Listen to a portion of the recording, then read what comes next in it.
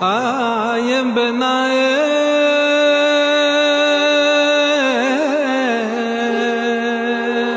raskevoa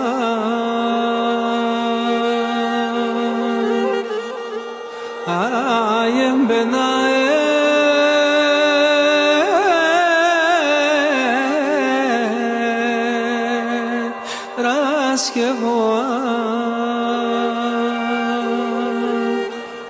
Ευχαριστούμε για την τιμή που μας κάνατε και παρευρίσκεστε σήμερα εδώ. Βλέπω και ανθρώπους, φίλους που είχαμε χρόνια να ειδωθούμε. Είναι μια ευκαιρία αυτή να βρισκόμαστε εδώ.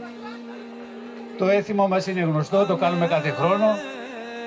Και φέτο, εκτός από τους νεκρούς μας όλους που έχουμε, θα το αφιερώσουμε και σε αυτούς ειδικά που φύγανε αυτό το χρόνο. Από πέρυσι μέχρι φέτο. Είναι ο Σάββας ο Σαλβαράς, ο Μιχάλης ο Μωυσιάδης και ο Τόλης, ο Αποστόλης ο Τουρκαίδης που δυστυχώς μας έφυγε πολύ πρόωρα. Και τραγωδί Άιεμ μπενεφχάς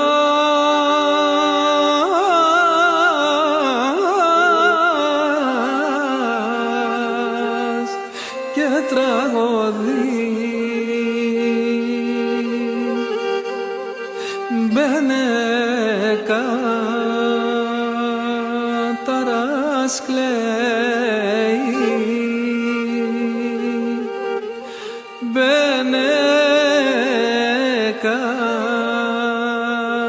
ταράς κλαίει